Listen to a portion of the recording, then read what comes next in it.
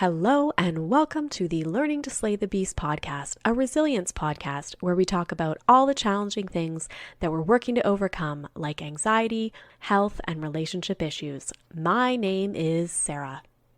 One thing that I've been working on for quite a while in my adult life is my gut health. I started to have digestive issues many years ago. I began to see a naturopath and follow a gluten and dairy-free diet using a lot of different supplements, but I know that there's often more work to be done. Even things change in your life and all of a sudden you may notice your gut health is not what it once was, especially with aging. So there's a lot of information out there about gut health, and it can honestly be really overwhelming to try to decide on which advice to follow, what things make sense for you, and what doesn't. So this week, I'm thrilled to welcome registered dietitian nutritionist Prajakta Apte, who is the owner of Right Nutrition Works. Right Nutrition Works offers a number of nutritional programs, including those focused on gut health, detox, and autoimmune programs, as well as more. So I hope you're going to enjoy this conversation. We get into a lot of the nitty-gritty around gut health. I learned a lot myself, things that contribute to gut health that really I had no idea did. Like I thought it was just straight up, it's what you're eating. And maybe stress. But beyond that, there are a lot more things that can contribute to gut health, and it also links to so many issues that go on in our bodies. So I hope that you enjoy this episode and that you learn as much as I did. So enjoy this conversation with Prajakta Apte. Are you interested in having a published author speak in your classroom or at your community event? I'd be interested in speaking about my new novel, Pendulum by S.E. German, the writing process, mental health, pandas pans, podcasting, and more. Contact me at reallifeprojectco@gmail.com for both in-person and online bookings. So welcome to the podcast. It's nice to connect with you today. Thank you. Thank you so much for having me here. Wonderful. So why don't we just start with you giving a little bit of a background on how you got interested in gut health? Okay. So I started my career as a registered dietitian about 20 years back. I started in a local hospital working as a dietitian, and then I slowly moved into private practice.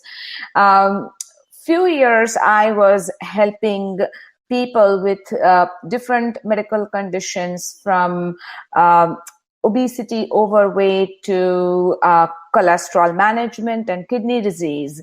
And a few years back, my husband started to struggle with gut issues. And, being a dietitian, of course, I tried to change his diet and, kind of tried to make things straighten out for him. And it was not helping him what we were trying to change his diet with. And that actually made me look more deep into the gut health overall. And I did a lot of research. I took some specialized certifications to kind of, be more knowledgeable about it.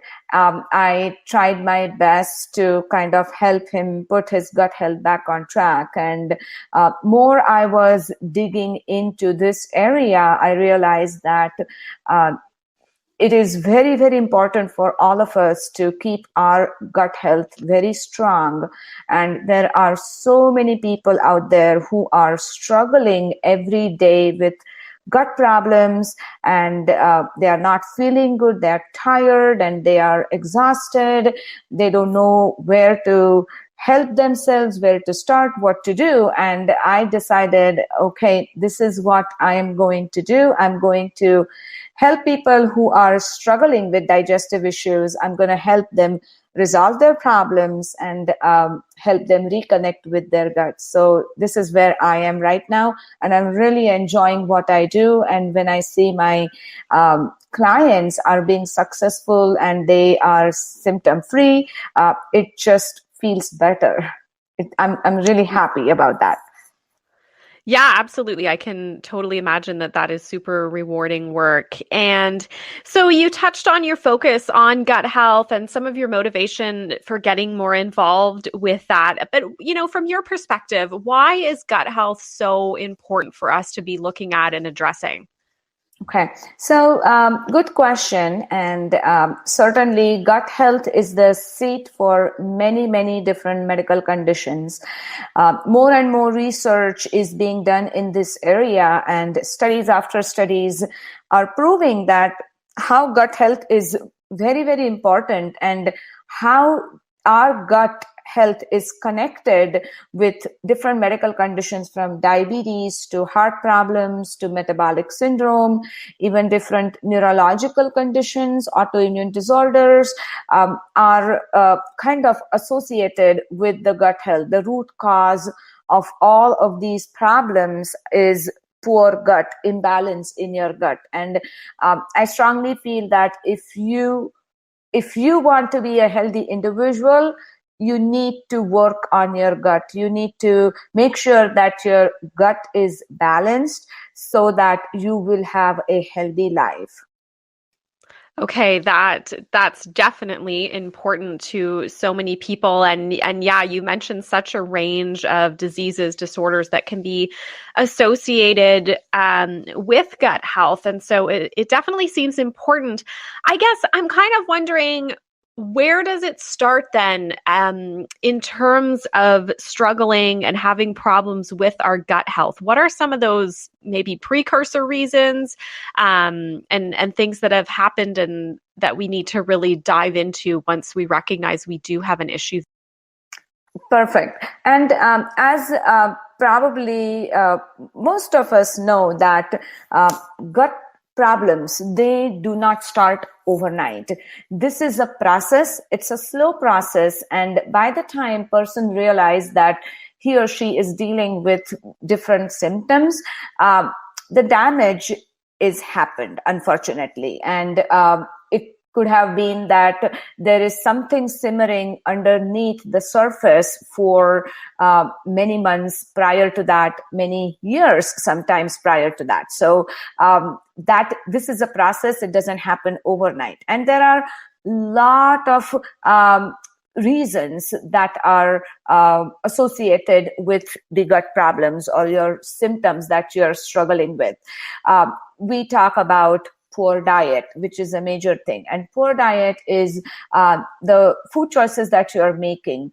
Processed food, the food that is low in fiber, high in bad quality fat, and processed carbohydrates, loaded with sugar, that's a bad recipe for your gut health. Excessive use of antibiotics. And again, I'm not against antibiotics, but in our country, a lot of times antibiotics are used in excessive amounts, and antibiotics play a huge role in getting rid of the infection, but at the same time, it sweep away all the good friendly bacteria from your gut. So excessive use of antibiotic definitely is one of the major reasons for you to have a poor gut health. Lack of physical activity, so sedentary lifestyle, ongoing stress. These days, everyone is under stress. And if you are not able to manage your stress correctly, if you're not practicing some stress management practices on a daily basis, that stress can also negatively impact your gut health. Severe toxin exposure is another major contributing factor, and that source of toxins can be from everywhere. Environmental toxins, toxins from your food, toxins from the poor quality air that we inhale, poor quality water, even cleaning products, personal care products. everything can possibly increase the toxicity in our body. And when your toxic load continues to be high, it is going to affect your gut health. So that is definitely a major reason for a lot of people to have a imbalanced gut. The other one of the major cause for poor gut health is poor sleep, whether it's a quality of sleep or the quantity of sleep. And when people are not getting enough sleep, less than 7 hours, pretty much every night, that is going to impact their gut health. Now, these are definitely some of the reasons, but as I dig deep into my clients' history, even factors like if the person or the baby, I should say, the baby, how the baby is born, whether vaginally or via C-section, that has an impact on your gut health. If the baby is breastfed versus bottle fed, even that has an impact on your gut health. So your gut health today is really dependent on many, many factors. And some of those factors are beyond your control and some are under your control. So I definitely feel that the factors that are not under your control, it's okay. You can't do much about it. But at least some of the factors that you can completely control, such as changing your diet, being physically active, getting enough sleep at night, those are the factors you should try to work on in order to have a balanced gut. That's great. And I've definitely heard the focus on diet and then also antibiotics and even stress. I know that was one thing that caused me a lot of issues earlier, but I've never really heard the link between the sedentary lifestyle, like the exercise side of things, and sleep. So that's really interesting. Absolutely. Okay, great. And so I'm sure working as a registered dietitian nutritionist, you are, assisting clients and putting together the best information to help them. Do you want to dive into some of the programs that you're offering and some of the ways that you're approaching in terms of helping clients with their gut? Yeah, sure. I would love to. So I do offer a gut healing program. It's called Nurture Your Gut, and it's a 10-week comprehensive program where program will guide you with basic learning through different modules, because I feel that if you are the one who's going to make changes, who you are the one who wants to feel better, you need to understand how your gut health or how your gut works. What are the basic information that you need to know is very important. And without that information, it's sometimes difficult for an individual to make a change. So with my gut healing program, Nurture Your Gut, you will get to learn about the basic learning about how your gut functions, what needs to be done when something goes wrong. And then I have a foundation test that I actually order with my clients, and it's a food sensitivity test, because 90% of people who are struggling with gut issues, they have developed a food sensitivity to some foods that they are eating in their diet. And sometimes those foods are extremely healthy foods, but your body has started to react to that food considering it is an enemy. And if you continue to eat those foods are not helping you, not giving you the nutrients that you're supposed to be getting from that food, but rather it is causing more toxicity and it is affecting your gut health severely. And that is the reason these foods need to be eliminated from your diet. And this is a temporary elimination, but the reason I eliminate, or I ask my clients to eliminate these foods, to calm the immune system down, and your body will start with the healing process on its own. So that's the foundation. Based on that test, it's helpful for me to make changes in my client's diet, because I strongly feel that it is still a customized approach. If two people come to me with same symptoms, their treatment plan is completely different, because I strongly believe in treating the root cause of the problem. And I try my best to get to the root cause, identify the root cause, treat the root cause, and then decide the treatment plan for my client. So this is definitely not a cookie cutter approach. If something has worked for your colleague or for your friend in fixing their gut, that doesn't mean that it will also help you. So it definitely needs to be very, very personalized. And my program is definitely that personalized approach, making sure that I put your gut health back on track, and you start to feel better and you start to enjoy your life again. Okay, that makes sense. And so, I mean, you mentioned that it's got the modules and things like that, and then the food sensitivity testing. And then are you sort of doing like debriefs and sort of like one-on-one as well along with that? That is correct. So yes, so the people who are in the program, they get the basic learning through videos, like the short videos about the basic learning about different different functions of the GI system and different basic things that they need to learn about gut health. And then there are still one-on-one customized appointments that I do, like a video appointments or something, where I try to make changes into their diet, changing some lifestyle, making some lifestyle modifications to get them that personalized approach to feel better. So yes, this is a individualized approach program. Okay, that's great.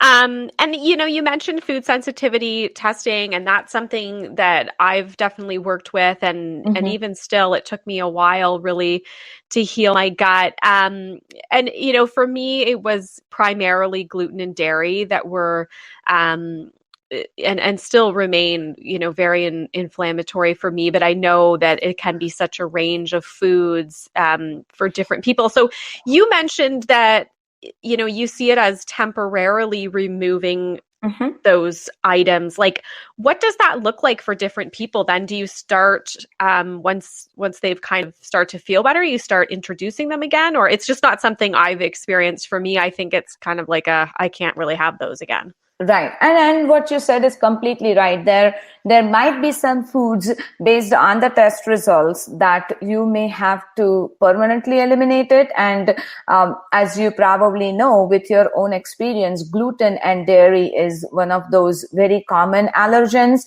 that for a lot of people, they will have to completely remove from their diet for rest of their life. But some of the other foods, like if someone is having a sensitivity for some fruits and vegetables, you will eliminate that for a short period of time. And that can range anywhere between, it's hard to say, but I'm just going to give a ballpark range, that it can vary from anywhere between 4 to 12 weeks. And then in that period, basically, I help my clients put their gut health back on track with right supplements, maybe some pro and prebiotics, making some lifestyle modifications, keeping their toxic load down, reducing and eliminating their exposure to certain toxins.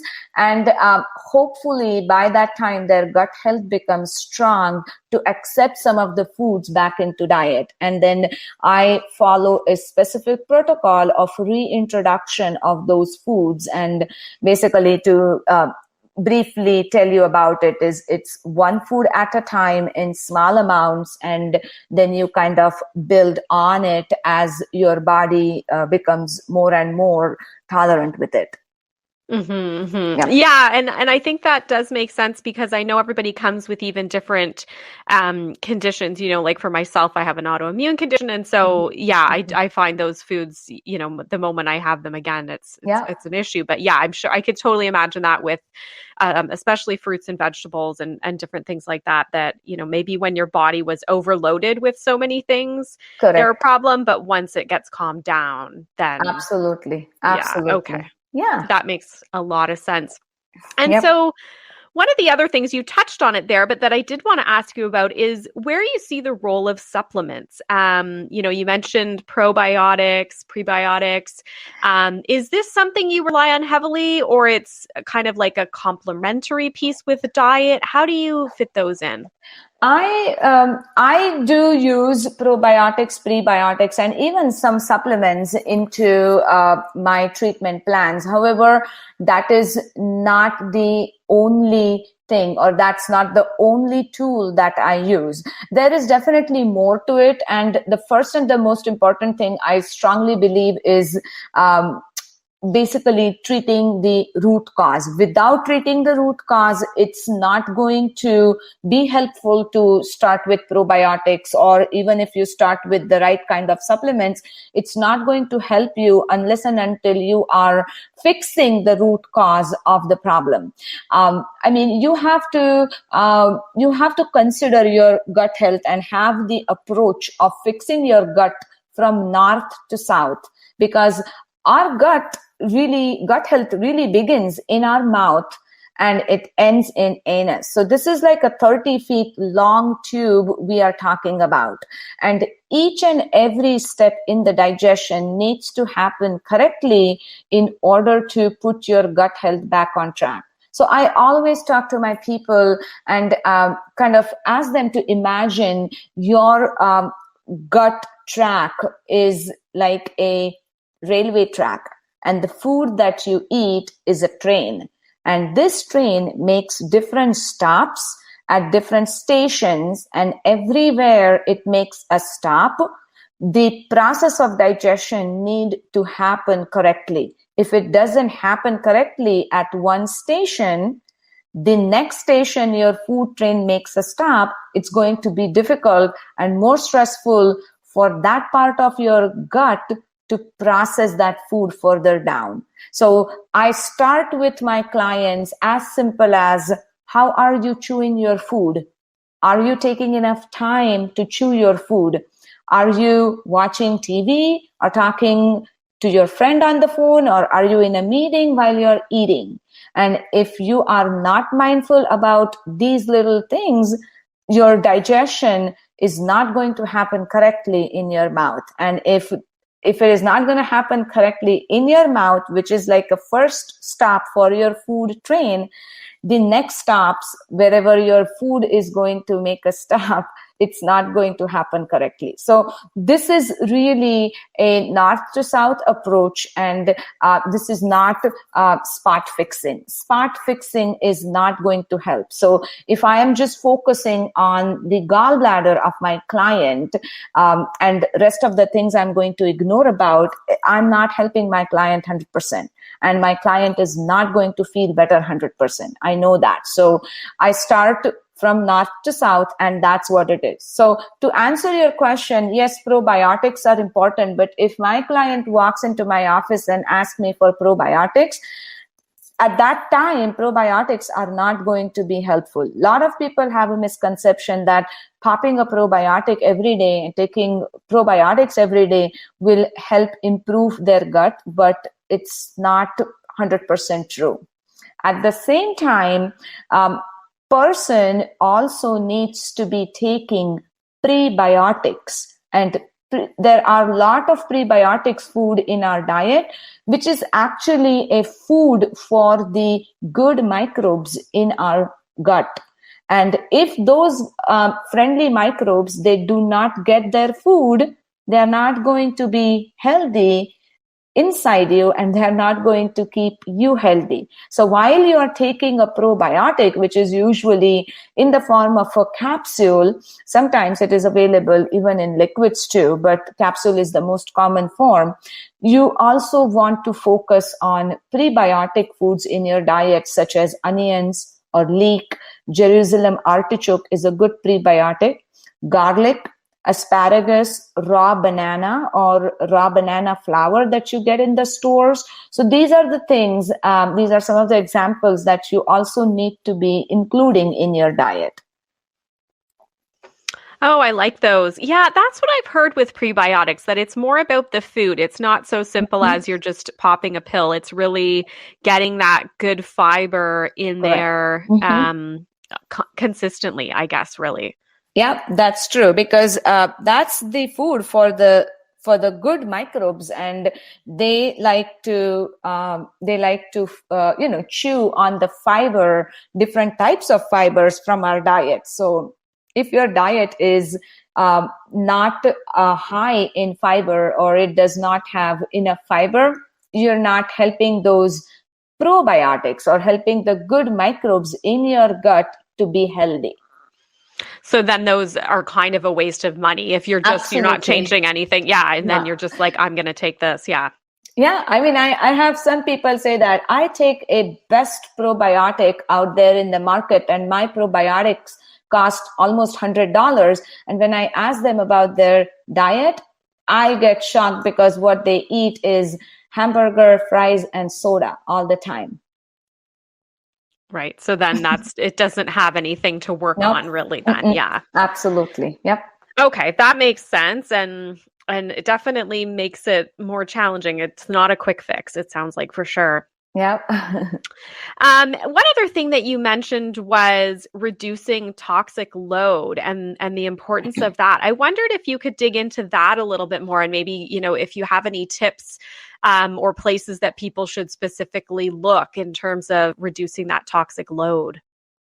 Sure. So generally, when people are struggling with gut health, usually their body has a lot of toxicity. There's a lot of toxic buildup. Poor gut health is also associated with weak immune system, because 75% of the immune cells, they reside in the gut lining. And when your gut is not healthy, of course, it's going to impact your immune health overall. So you will be catching infections pretty quickly.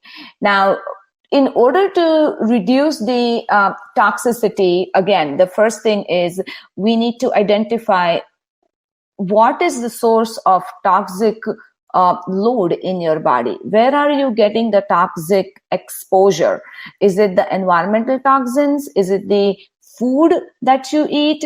Maybe you're having some infection in the body, like candida yeast infection, or maybe a parasite infection, because that infection can release toxins into your body and can increase the toxicity. Maybe you're not using the good quality personal care products, and that is causing more toxicity. Some people have a tremendous amount of stress in their life, or they have had experienced some traumatic events in their life, and that can also add to their toxicity. So the first thing is to identify the source of toxic exposure, and we need to make sure that you're not exposing yourself, you're reducing that toxic exposure in order to reduce the overall toxicity. Now, diet also plays a role in that. So healthy eating, making right food choices, eating your foods in its most natural form, staying away from processed foods, eating organic, and especially when it comes to fruits and vegetables. I would recommend that if you really can afford it, you should buy organic. If you can't, then there's a website, ewg.org, Environmental Working Group, and they have a list of fruits and vegetables that you should buy organic, and they also have another list of fruits and vegetables that you don't necessarily need to buy organic. And if you go to their website and download that handout, it's a free download, you will at least have the list of fruits and vegetables that you must buy organic. So as much organic foods you eat, or the meat that you use in your diet, make sure that they are grass-fed when it's beef, or the fish that you're eating is wild-caught and not farm-raised. The chickens are free from hormone injections and antibiotics. So try to eat clean as much as possible.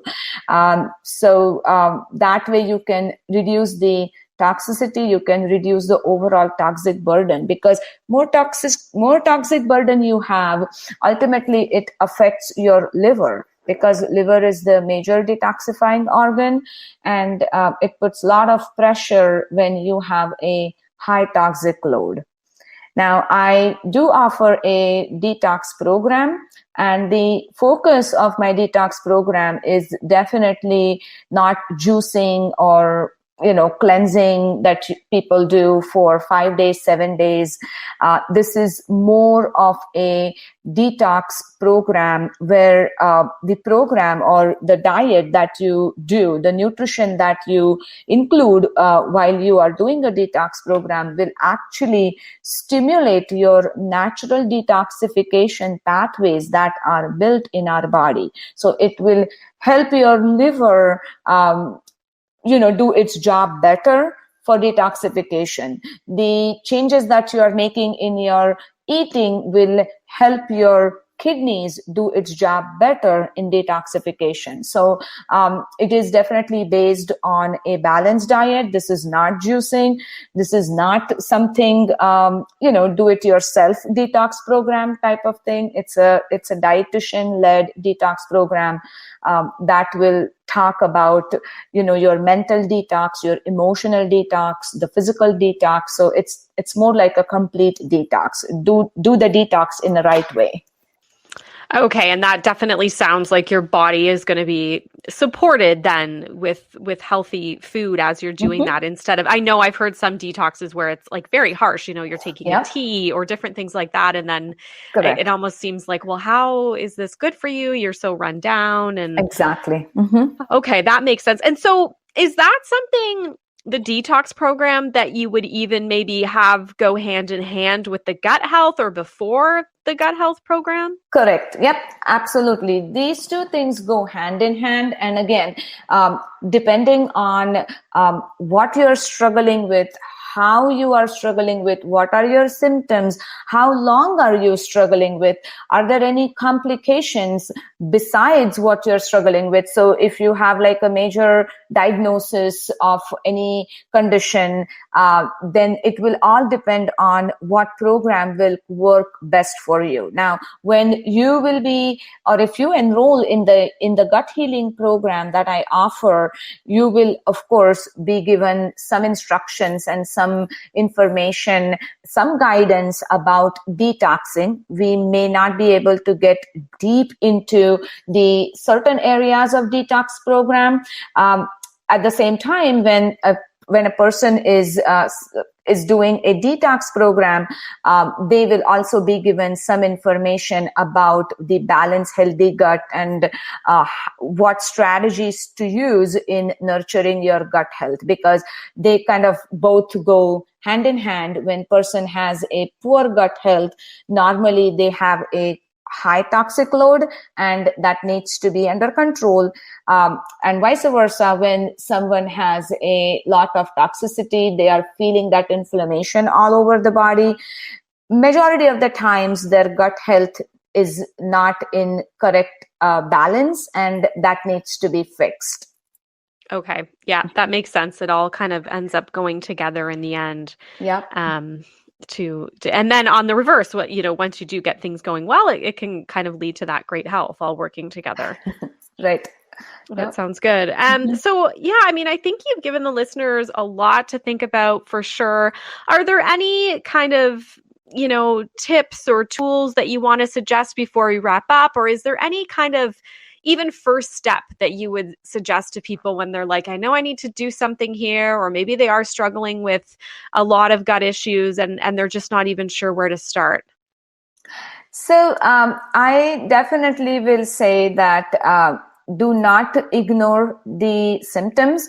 A lot of times when people are struggling with these symptoms, eventually these symptoms become a part of their life and they start to feel that this is normal. But you need to understand that this is not normal, and definitely this can be fixed. And there are a few steps that you need to be changing, you need to take in order to feel better. So I strongly feel that you do not wait until the damage happens 100%. It's a good idea to be proactive. Start with your diet. Start with, cleaning your diet. Take simple steps, maybe minimize your processed foods even if you cannot eliminate it 100%. Try to stay away from added sugar, foods with added sugar, not the fruits, but I'm talking about all desserts and sodas and fruit juices. Clean up your diet. Start with that. Maybe get some good exercise every day. And some people don't like to use the word exercise, so I try to say be physically active at least 20 minutes a day. If you can do 30, it's great. But if not, then any movement is going to be helpful. Stress management is huge. Even if you feel that, oh, I don't have stress, I feel that it's a good idea for all of us to do some type of stress management, whether it is meditation or yoga or some deep breathing exercises, maybe, going out in the nature for walks or listening to your music or journaling, whatever you feel, kind of calm and you feel comfortable with. But some type of stress management practice needs to be followed every single day. I would also give one more suggestion of, check your sleep schedule. Do not, stay up late if there is really no need to do that. Follow like a set schedule for your time to go to bed and waking up in the morning, because there's a thing called circadian rhythm, and it's a whole new topic of discussion. But the circadian rhythm plays a huge role in our health overall. So following a good sleep schedule will be really helpful in keeping your gut health on track. So these are the little things, you can take steps with, and just take baby steps, one step at a time.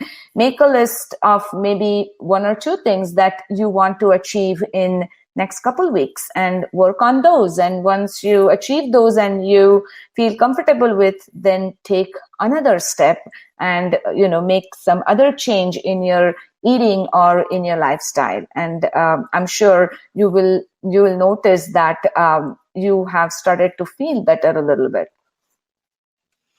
Yeah, I think all of those make a ton of sense. And I really, I appreciate this, because I do find sometimes you feel like you're doing these kind of healthy habits and you're just not even sure why. Right. Some days, you know what I mean? You have those bad days and right. It's like, but it's good to hear that it is things like your gut health that this is contributing to, or, your ability to detox and all of those kinds of things as well. So that's great. So I'm sure listeners are going to want to find out more about you and your work. So where are the best places online that they can connect with you and learn a little bit more? Sure. So I do have my website. It's called Reintroductionworks.com. And you are going to find all the information about how you can contact me, to what different types of services I offer. I do have a page on Instagram. The Instagram handle for that is Right Nutrition Works, and you will find me there. You can send me a DM there as well. My email, if you want to directly get in touch with me, is info, it's INFO @ rightnutritionworks.com. That sounds great. And I will link up to the website and the Instagram and stuff in the show notes so that people can just kind of click away if they're interested to find out more. Absolutely.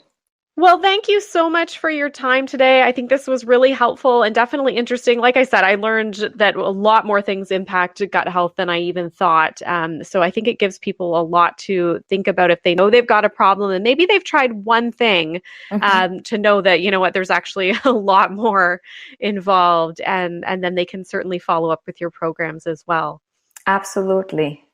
So thank you for your time today. Yeah, you're very welcome, and it was a pleasure to be a guest on your podcast. I really had a good time. Thank you so much. Have you read my novel Pendulum by S.E. German yet? If not, what are you waiting for? And if you have, I would love to hear from you. If you don't know about Pendulum, it's a heartwarming story about a young boy who starts to experience neuropsychiatric symptoms after an infection. We follow the boy as he goes through many regular, real middle grade issues like moving, having a crush, playing sports, also while experiencing neuropsychiatric symptoms like anxiety, OCD, tics, panic attacks, and more. If you're interested in checking out Pendulum by S.E. German, it is available through Amazon worldwide, where you can even see a preview of the book, or you can listen to Chapter 1, which is on episode 64 of the Learning to Slay the Beast podcast. I hope you enjoy the novel, and thanks for your support.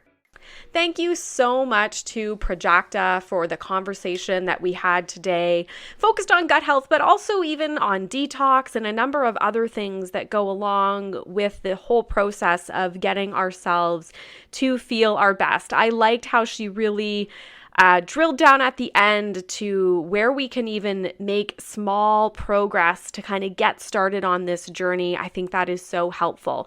So if you do want to connect with her, you can certainly do that at rightnutritionworks.com, also on her Instagram at rightnutritionworks, and then she did mention her email as well, which was info@rightnutritionworks.com. So please check out more information that she's got and maybe connect with her if you do have more questions and you'd like to get started with one of her programs. They sound really interesting, and I love that they focus on that education piece. We can all get, a list of things to do and try to do them. But then once something changes or we get out in the real world, all of a sudden we don't really know what we're doing. And so I like that she's really focused on the education piece.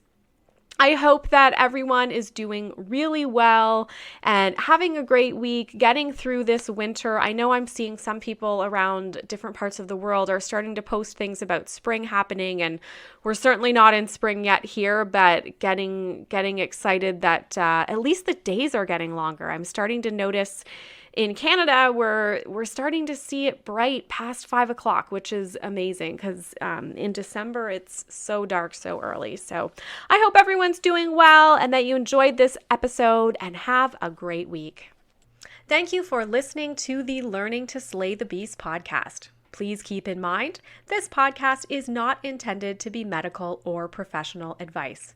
If you'd like to hear more from me, you can follow me on social media, Instagram and TikTok at Sarah Lady Gluten, or Facebook, Sarah_gluten-free lady. You can also visit my website, which includes author information, speaking information, and more info on the podcast at www.se-german.com. If you like the podcast, please feel free to review the podcast on your favorite platform and also subscribe, because it means that it will show up for you every week on your favorite podcast platform. Also, we've just started to have the ability to support the podcast. You can find this link in my Instagram bio or visit Ko-fi, ko-fi.com/learning to slay the beasts. Thanks again for listening, and have a great week.